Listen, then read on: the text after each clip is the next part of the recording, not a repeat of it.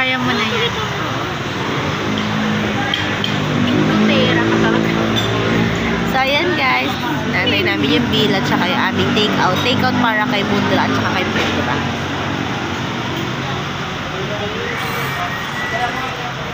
Ay, per ba niya talaga? Binigay niya yung bill? Wala pa nga. Ikaw na sa bahala sa bill.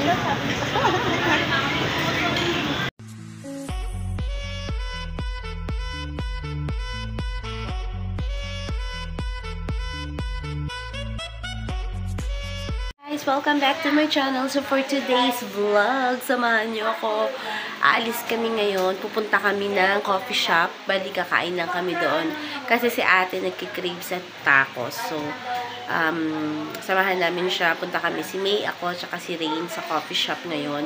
Sa may Barreto.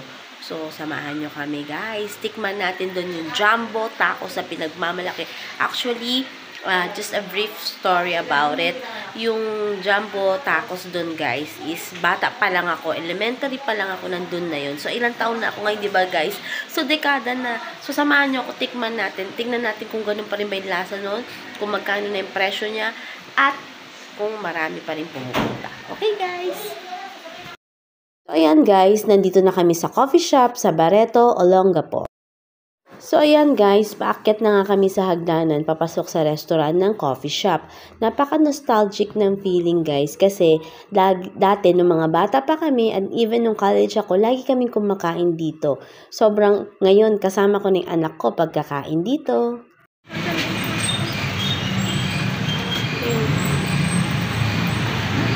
Ay, dito nga, diba? Hindi, dito. Saan tayo dito? So, doon tayo. So, ayan guys. Dito ba? Besh, dito ka. So, ayan guys. Dito na kami sa coffee shop. Hindi ko alam kung paano mag-order. Ate, saan mo mag-order? Dito. Ayun, basta. So, ayun guys, kakain kami. Ang in-order namin dito, syempre yung sikat na jumbo tacos hard. Ayan, Besh, first time. Pangit ng buhok ko. Diba? First time nilang dalawa dito. Kami kasi ni ate, since mga bata pa lang kami, kumakain na kami dito. So, medyo nostalgic yung feeling, you know, kasi nga bago at bumalik kami after how many years. Century ba? Hindi naman, decades lang. Yun. So, ayan guys. Ay, decades pa na. Sobrang nakakatuwa lang. Kasi parang ganun pa rin siya. Diba? Yun. Walang masyadong tao as of this moment. Sunday to think. Kaya siguro baka ano kasi, na sa simbahan pa yung iba. Baka mamayang after church. Diba? So, yan guys. Wala ka ng straw mamaya. Isa lang yan.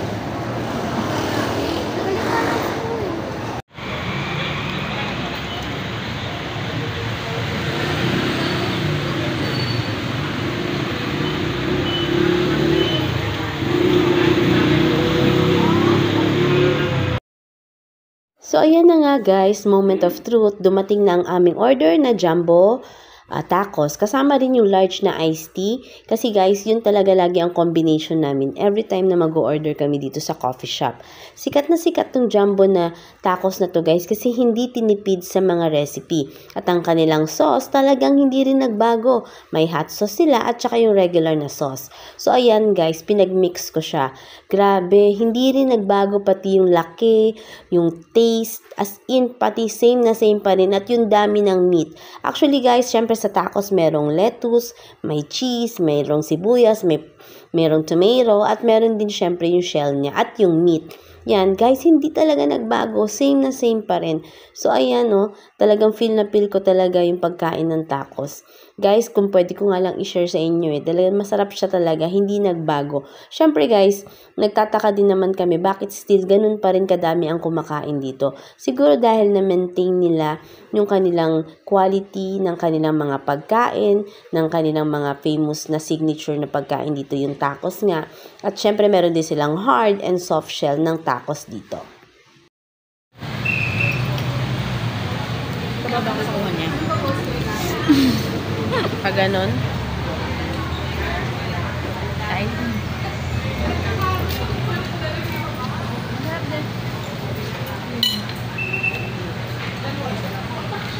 ayan guys, sobrang natapos na ang aking tacos. Ang lilinis ng, ay, may konti kayo. Ayan. Simot sarap ba? Lord. So, ayan guys, nag-enjoy kami sa aming mga kinain. At syempre, busog na busog. So, samahan niyo pa ulit ako sa mga susunod ko pang vlogs dito lamang sa aking Lifestyle and Connie.